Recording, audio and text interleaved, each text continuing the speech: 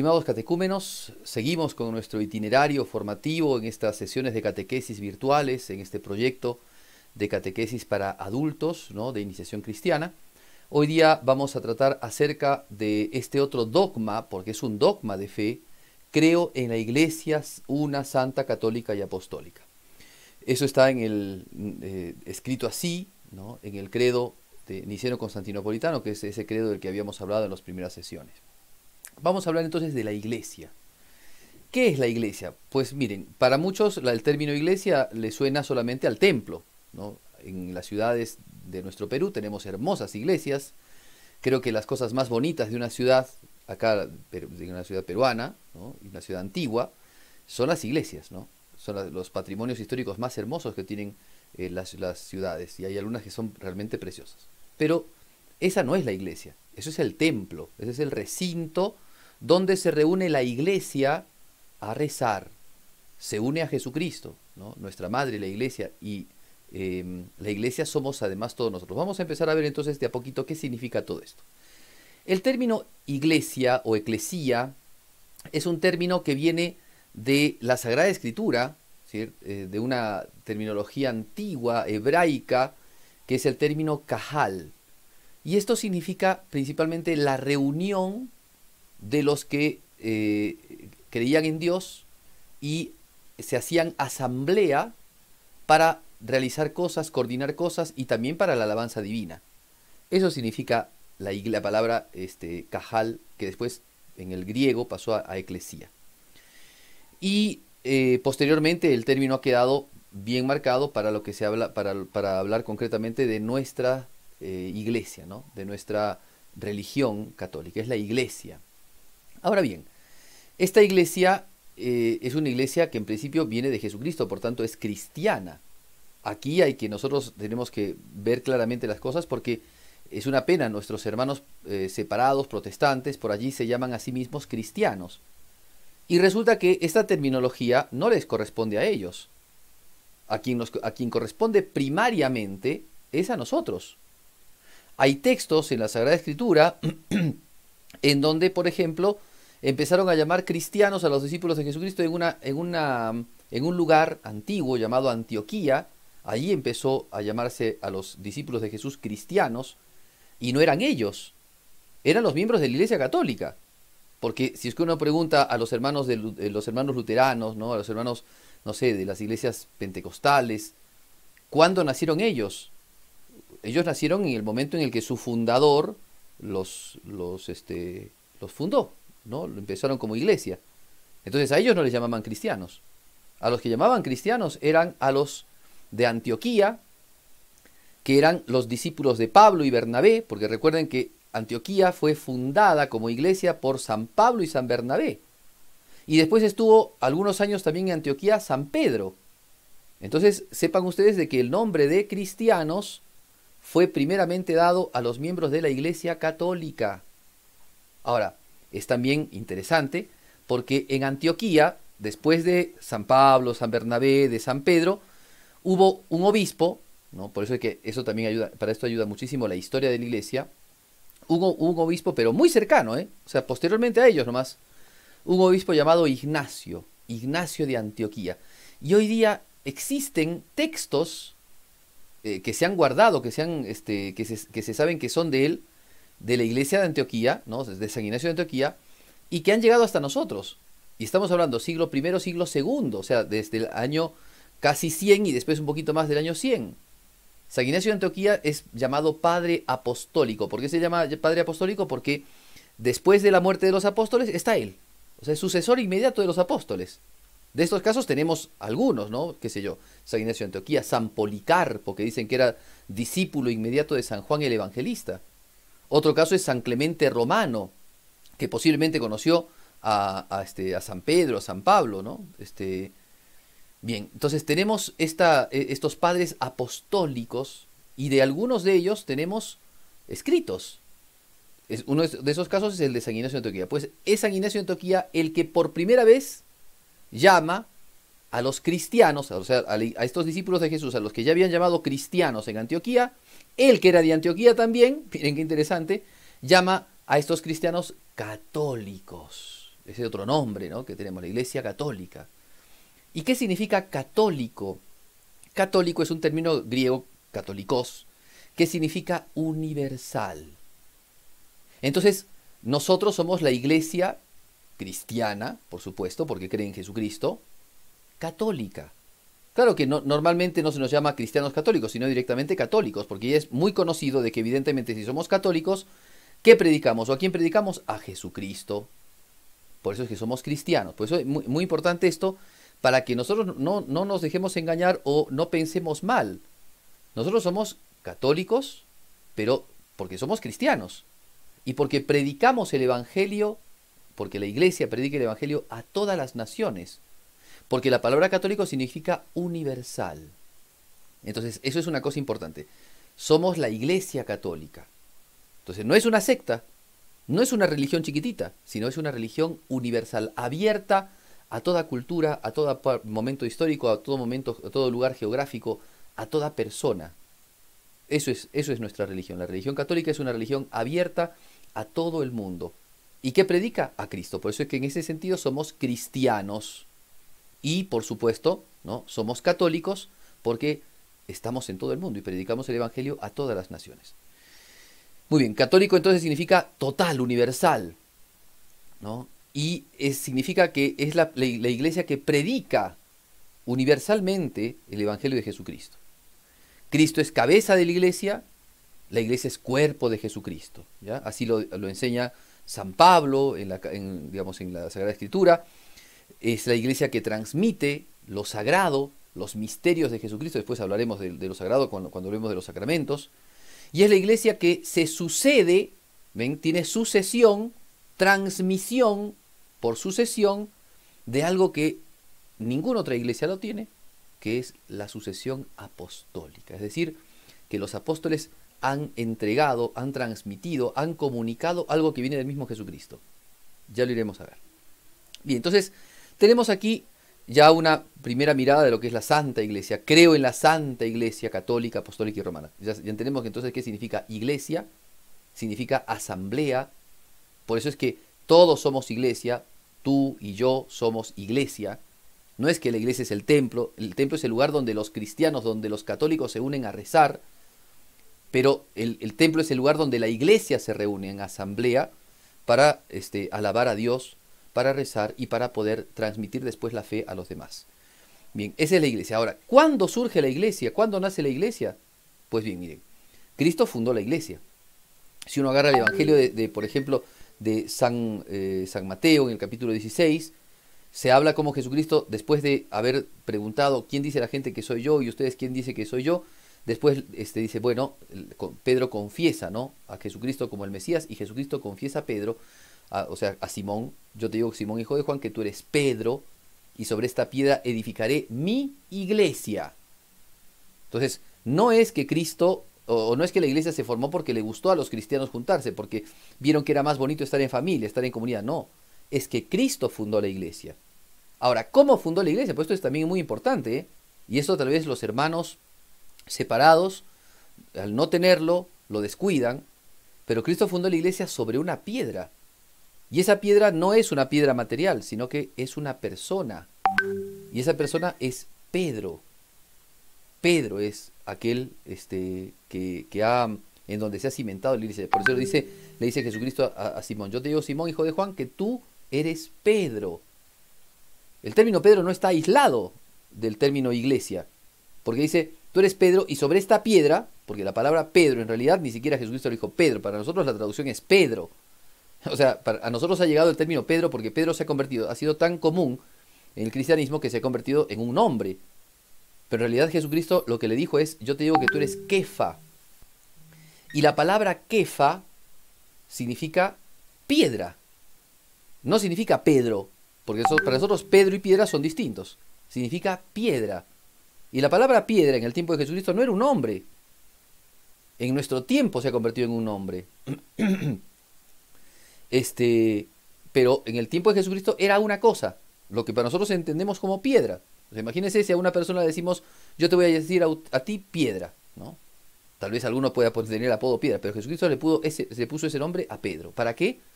Para que él sea el signo que manifieste la solidez de la iglesia. Porque Pedro era apóstol y Jesucristo va a comunicar a los apóstoles y principalmente a Pedro algo importantísimo. Por eso, algo fundamental y esencial para la iglesia. Por eso le dice, tú eres Pedro, sobre esta piedra edificaré mi iglesia. Muy bien, entonces, la iglesia está cimentada en esta tierra, en la sólida piedra que es el apóstol San Pedro. Así se fundó la iglesia. Y se fundó como una comunidad, no como personas individuales particulares, yo me salvo, porque soy bueno. No, no, no. Es una asamblea, es una familia. Jesucristo dijo, ¿no? No llaméis a nadie Padre, porque Padre tenéis uno en el cielo, y vosotros sois todos hermanos. ¿Ok? Por eso es que el cristianismo nos convierte en hermanos. Claro, tal vez nosotros no nos llamamos hermanos. Por ahí hay miembros de comunidades eclesiales, ¿no? Algún grupo que entre ellos se llaman hermano, hermana, ¿no? O catequistas que se llaman hermano, hermana. Pero entre los católicos generalmente comúnmente nos llamamos por nuestro nombre, ¿no? Somos muchos, pero en realidad somos hermanos en Cristo por el bautismo. Entonces, la iglesia es esa asamblea de Dios, ese grupo, ese número, ese pueblo de Dios que camina en este mundo y que tiene como función predicar el Evangelio y llevar la salvación al mundo entero. Por eso el Concilio Vaticano II decía en la Lumen Gentium que la iglesia es sacramento universal de salvación. Ya, todavía no entendemos lo que significa sacramento, pero al menos sabemos que es un grupo de gente que se dedica a la conversión y a la salvación de las almas, de manera universal. La iglesia, entonces, esa es la iglesia, es la asamblea de Cristo, es el grupo, es el edificio, porque Jesucristo lo compara con un edificio, sobre esta piedra edificaré. ¿Qué se edifica? Un edificio, es como un edificio entonces la iglesia, pero más que un edificio material es un edificio espiritual, porque es un cuerpo místico, dice Jesucristo, que está conformado por personas, nosotros, los cristianos, y está conformado por, digamos, personas que están unidas, porque así como un edificio son piedras, ladrillos, cemento, qué sé yo, fierros, etcétera, vigas, que todo eso está unido, pues así también nosotros, que somos distintos, estamos unidos. ¿Y en qué estamos unidos? Estamos unidos en Cristo. Por eso San Pablo dirá también que en la iglesia hay una sola fe, un solo bautismo, un solo Dios que es todo en todos. ¿Ya? Entonces, esa es la iglesia es la comunidad de creyentes, ¿cierto? Así dice San Pablo, por ejemplo, en la primera carta a los Corintios, capítulo 1, en la carta a los Colosenses, capítulo 1, versículo 18. Bueno, la iglesia es aquella asamblea enorme, universal, que, unida a Jesucristo, canta las alabanzas de Dios y lleva el Evangelio a los confines de la tierra. Muy bien, pero la iglesia, como ha pasado, miren, 2000 años y un poquito más de la vida de la iglesia está organizada. ¿Y cómo está organizada la iglesia? Bueno, ustedes han visto que en la iglesia hay por eso un orden, una jerarquía. Y en la iglesia entonces encontramos, por un lado, las diócesis, arquidiócesis, prelaturas, vicariatos, ¿no?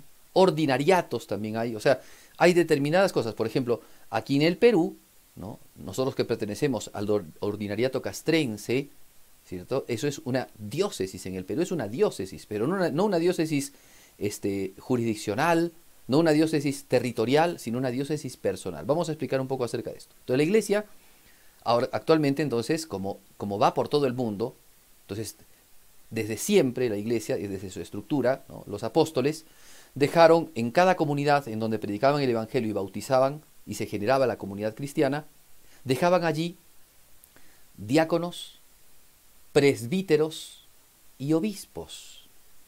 ¿Ok? ¿Y quiénes eran esos? Eran hombres que participaban del ministerio de los apóstoles.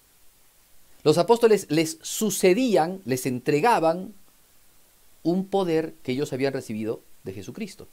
Jesucristo había dado poderes a los apóstoles, ¿no? Les había dado poder para predicar el Evangelio, para expulsar, dice la Sagrada Escritura, San Marcos, lean ustedes, para expulsar espíritus inmundos. Les había dado poder para realizar obras inmensamente grandes, como por ejemplo el sacramento de la Eucaristía en la última cena. Haced esto en conmemoración mía. Les había dado el poder enorme de perdonar los pecados. A los que les perdonéis los pecados les quedan perdonados, en el Evangelio de San Juan, por ejemplo, en en el capítulo de la resurrección, creo que es 22, le había dado a Pedro también: lo que ates en la tierra quedará atado, lo que desates en la tierra, quedará desatado en el cielo.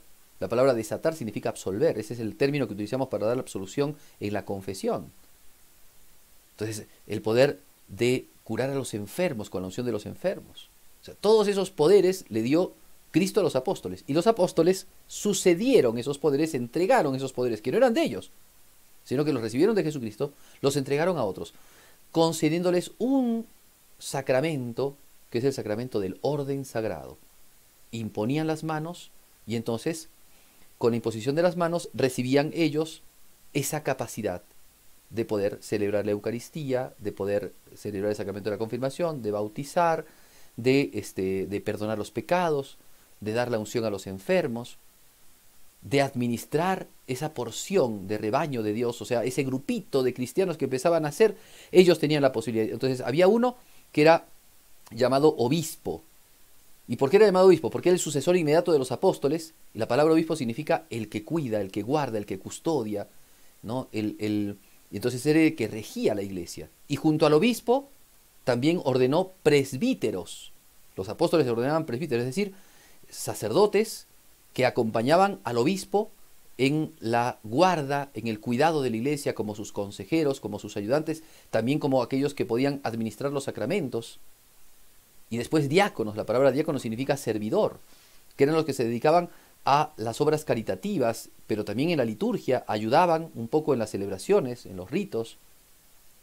Así entonces la iglesia asumió un cuerpo, y en ese cuerpo una jerarquía, porque como en todo cuerpo, imagínense eso, lo dice San Pablo, no todos son manos, no todos son pies, sino que tiene que haber distintos órganos. Pues así también en la iglesia, esa jerarquía, ese orden, establecía y distribuía las distintas cosas que hacía la iglesia. El gobierno de la comunidad cristiana, la atención de las personas, el cuidado de la caridad. Y así surge la iglesia, como institución, digámoslo así, ¿no? El cuerpo místico de Jesucristo, que camina en este mundo y que en este mundo hace, ¿no?, la evangelización. Y se comporta como una asamblea, como un grupo, ¿no?, de hermanos que alaban a Dios según como Dios les ha mandado, con la administración de los sacramentos, con la oración, con la caridad, con la penitencia. Esa es la Iglesia Católica. Ahora bien, ¿cómo se pertenece a la Iglesia Católica? ¿Cuál es la manera de pertenecer, de ser miembro de la Iglesia Católica, de ser de esos miembros del cuerpo místico de Jesucristo? Pues hay un acto solemne y sagrado que nos introduce, porque al introducirnos en la vida de Cristo, nos incorpora en la vida de Cristo y en la vida de la Iglesia. Ese es el sacramento del bautismo. Después ya lo veremos, ¿no? Vamos a tener una sesión para hablar estrictamente del bautismo. Pero sepan que lo que nos hace miembro de la Iglesia no es el deseo. No es que si yo me meto en un club, no es como meterme en un club, ¿no?, y decir, bueno, a ver, yo me inscribo. No, no, no. Para ser miembro de la Iglesia, uno tiene que ir a los sacramentos. Y el sacramento primero es el bautismo. Sin bautismo no se es miembro de la Iglesia. Entonces el bautismo que se administra a la persona, pues un niñito recién nacidito que lo bautizan ya es miembro de la iglesia, ¿no? O un adulto, cuando lo bautizan, recién empieza a ser miembro de la iglesia. Antes podía tener mucha fe en Jesucristo, pero no era aún miembro de la iglesia. La iglesia es, o se hace uno miembro de la iglesia por el bautismo que se recibe. Entonces, pertenecen a la iglesia todos los bautizados y todos los que aceptan a Jesucristo, ¿no?, con el bautismo, son integrantes y son partes de la iglesia visible, ¿no?, de la iglesia. Y entre ellos se vive la caridad, la comunión, que es una común unión entre los hermanos. Muy bien, ahora, pero la pertenencia a la iglesia también puede ser más o menos, o sea, hay mayor participación o menor participación. Por ejemplo, ¿quiénes pertenecen a la iglesia de manera intimísima? Los bautizados, pero además que caminan en la gracia de Dios. Porque si a una persona la bautizan y esa persona no quiere vivir en la gracia de Dios, apostata de la fe, abandona, ¿no?, la vida cristiana, deja de rezar, deja de hacer, digamos, de vivir los sacramentos, deja de vivir la vida cristiana, deja de hacer obras de caridad por amor a Jesucristo, esa persona está bautizada, pero no vive como miembro de la iglesia, está muy lejos de la iglesia. Está bastante lejos de la vida de la iglesia. Entonces, ¿es cristiano? Sí, porque fue bautizado y eso no se le borra nunca. pero no vive en comunión con la vida de la iglesia. Pero además, en eso también podemos decir, hay hermanos nuestros que se han separado de la iglesia, o sea, siguen creyendo en Jesucristo, pero se han separado de la iglesia. Tienen el bautismo católico, pero se han separado de la iglesia. ¿Son miembros de la iglesia? Sí, pero pertenecen, ¿no?, con una participación mucho menor. Esa participación mucho menor se ha dado a consecuencia de que se han alejado del seno de la iglesia. Y así entonces hay los que participan más y participan menos. Pero los que participan enteramente en la vida de la iglesia no solamente son los bautizados y los que se dicen católicos, porque hay gente que dice, yo soy muy católico, pero nunca reza, nunca se confiesa, nunca va a misa, nunca hace obras de caridad por amor a Jesucristo. Entonces, ¿en qué medida eres miembro de la iglesia? Eres bautizado, pero estás muy lejos, ¿no? El bautismo ya te ha insertado en el cuerpo místico, es una cosa maravillosa, eso nadie te lo puede quitar. Pero si no vives la vida cristiana, estás lejos de Jesús. Y en eso San Agustín decía, ¿no?, Dios nunca está lejos de nosotros, pero nosotros sí podemos estar lejos de Dios, por nuestra voluntad mala, por nuestra pertinacia, por nuestra terquedad de estarnos lejos de Él. Muy bien, entonces somos miembros de la iglesia cuando participamos no solamente del sacramento del bautismo, sino de todos los otros sacramentos, principalmente el sacramento de la penitencia, continuamente, del sacramento de la confesión, ¿no?, y el sacramento de la Eucaristía. Después veremos eso. Muy bien, entonces seguimos con este asunto. La iglesia tiene propiedades. ¿Cuáles son las propiedades de la iglesia? ¿No? Nos enseña los concilios, nos enseña la teología católica. Viendo más o menos cómo es la iglesia, pues la iglesia tiene 4 propiedades. 4 propiedades. ¿Ya? La primera propiedad es que la iglesia es una. Y aquí, fíjense, por eso es que los protestantes, lamentablemente, están vulnerando esta cualidad tan hermosa de la iglesia, que es su unidad. Cuentan que los evangelios, el evangelio de San Juan cuenta que Jesucristo, en su pasión, cuando estaban por crucificarlo, le sacaron el manto, le sacaron la túnica, pero la túnica de Jesucristo era una túnica inconsútil, es decir, no tenía costuras, era una túnica de un paño solo, una cosa que al parecer era carísima en su tiempo y que posiblemente se le haya puesto Herodes para burlarse de Jesucristo, la túnica inconsútil. Y los soldados dijeron, no la rasguemos, sorteémoslas, ¿no? Vamos a jugarlas a los dados para ver a quién le toca. Vamos a jugárnoslas, ¿no? Y así se repartieron, ¿no?, la ropa de Jesús. No la rompieron, porque era una. Entonces, la patrística cristiana ha enseñado de que esa tela inconsútil, esa túnica inconsútil es señal de lo que es la iglesia, es signo de la iglesia. Pero que lamentablemente cuando los cristianos nos dividimos, ¿no?, rompemos la tela inconsútil, rompemos la unidad que tiene Jesucristo. Y en eso somos escándalo para los demás. Cuando nos alejamos de nuestra fe, cuando nos alejamos de nuestra iglesia, cuando nos alejamos y empezamos a ser empezamos a ser partidarios de otras cosas. Yo soy de Pablo, yo soy de Apolo, así decía San Pablo, yo soy de Cefas. Dice, todos somos de Cristo. ¿Y por qué nos hemos dividido? ¿Por qué la división? Pues la división la trae el maligno. Entonces, la iglesia es una. Ahora, la unidad de la iglesia, ¿en qué está basada? Vamos a repetir la frase de San Pablo. Una sola fe. ¿Qué significa eso? Que los cristianos creemos en el mismo credo.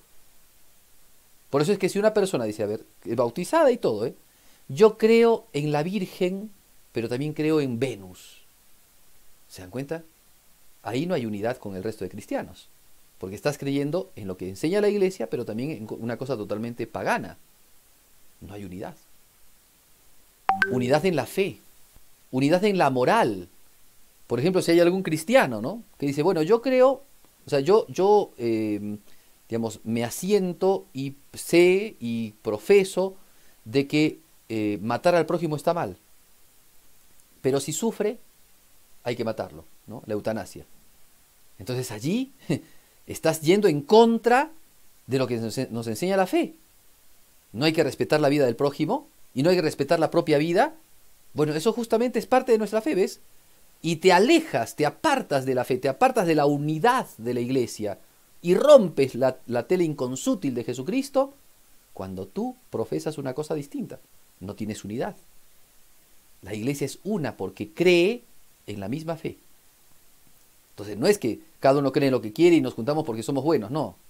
La unidad de la fe es importantísima y es la unidad en la verdad y la verdad que trajo Jesucristo. Por eso es que esa verdad en la fe produce en nosotros fidelidad. Fidelidad a la verdad del Evangelio. Por eso San Pablo decía, si yo mismo, miren, San Pablo decía, si yo mismo predicase un evangelio distinto del que les he proclamado, yo sea maldición. Yo me aparté de la iglesia. O sea, inclusive hasta duda del mismo si es que predicase otro evangelio. La unidad de la iglesia procede primero de la verdad del evangelio. Todos creemos y profesamos la misma fe. Entonces, si es que tú no crees en la misma fe que el resto de la iglesia, te has apartado. Tú mismo te has apartado de la iglesia. Segunda cosa, ¿no? Segundo punto que da la unidad de la iglesia. Unidad en la esperanza. Todos esperamos una misma cosa. ¿Qué esperamos? ¿Qué es lo que esperamos los cristianos? La gente pagana espera, no sé, buena economía, prosperidad, etc. Nosotros los cristianos esperamos a Jesucristo, el Redentor que vendrá en su segunda venida y que nos dará la vida eterna. Y creemos en la vida eterna. En eso creemos nosotros los católicos. Entonces, la fe consiste en tener una misma esperanza.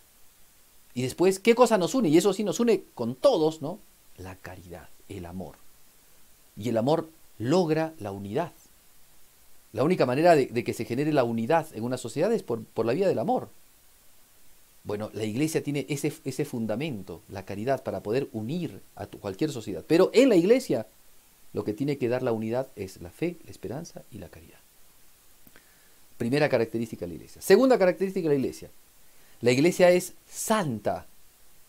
Y alguno podrá decir hoy día que lamentablemente durante varios años hemos ido escuchando de pecados, de delitos y de cosas feas de varios miembros de la iglesia, y que en muchos casos es cierto, ¿no? Tal vez casos de hombres que han hecho daño, inclusive, qué sé yo, sacerdotes que han hecho daño a menores, o cosas por el estilo, ¿no? Violencias y qué sé yo.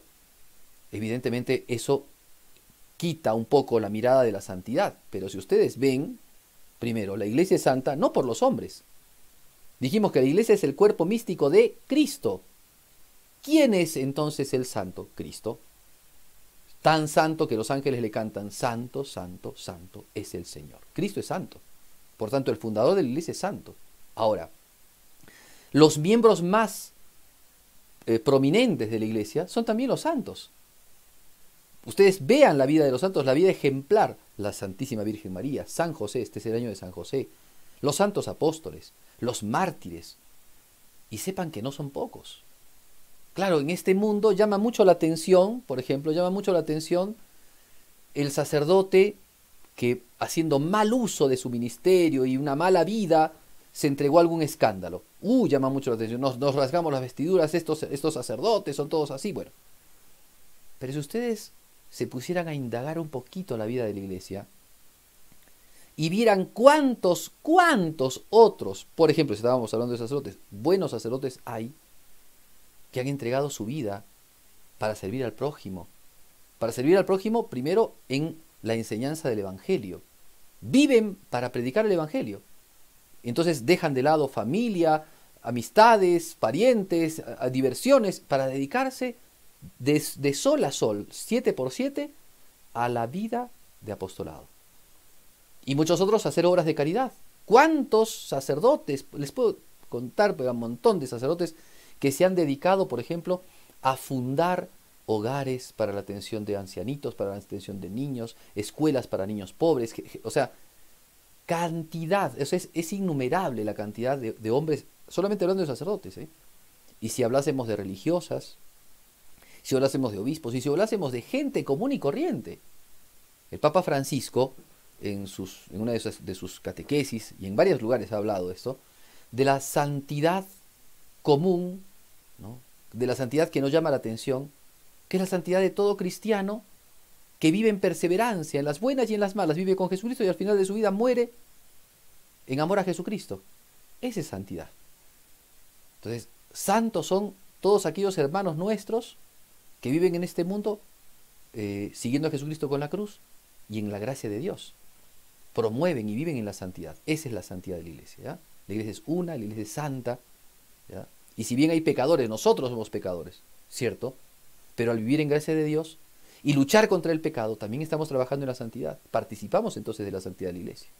En la medida en que nos alejemos nosotros de la santidad de la iglesia, ahí nosotros damos un mal uso, nos apartamos y somos una piedra de tropiezo, una piedra de escándalo para los demás. Una santa. La iglesia es católica, ya lo hice ver, es universal, predica el evangelio por todo el mundo. Y es apostólica, también lo he mencionado, pero ahora lo digo más. La iglesia mantiene su doctrina, su enseñanza, su vida, por lo que los apóstoles nos transmitieron. Porque fíjense ustedes, Cristo no predicó ningún evangelio. Cristo predicó el evangelio a viva voz. Tradicional, así se llama esa manera de predicar. Tradicionalmente, por tradición sabemos lo que Cristo ha llegado, lo que de Jesús ha llegado a nosotros. Pero los apóstoles, muchos de ellos, escribieron los evangelios, sus cartas, y predicaron el evangelio a todo el mundo. La fe que ha llegado a nosotros de Jesucristo es a través de los apóstoles. Por eso es que nuestra fe es apostólica. No viene de un fundador X que en el 1500 dijo, rompo con la iglesia y armo mi iglesia. O un fundador en el 1800 o en el 1900 que dijo, me cansé de la iglesia católica, armo mi iglesia. No, no, no. Nuestra fe, con todos los pecados que podemos tener, con todas las miserias que podemos tener, porque somos seres humanos, nuestra fe viene de Cristo a través de los apóstoles. Por eso es iglesia apostólica. Y ha recibido, como decíamos, la sucesión apostólica, el sacramento del orden, al punto tal de que todo obispo de cualquier jurisdicción del mundo, de la iglesia, recibió la ordenación, y antes de ese obispo, otro obispo la recibió, y así sucesivamente hasta llegar a un apóstol. A eso se le llama sucesión apostólica. Recibieron el poder de Jesucristo a través de los apóstoles. Muy bien, hasta ahí entonces podemos entender, muchas cosas más se pueden hablar, de la comunión se puede hablar aquí, ¿no? De la comunión de los santos se puede hablar aquí, pero bueno, nos quedamos, lo dejamos para la próxima sesión. Conmigo será, entonces acuérdense de hacer la tareita, por favor, antes de terminar, de escuchar bien esta exposición, porque van a haber preguntas sobre la exposición, y de hacer la tarea que corresponde a esta sesión de aprendizaje. Muy bien, entonces será hasta la próxima sesión.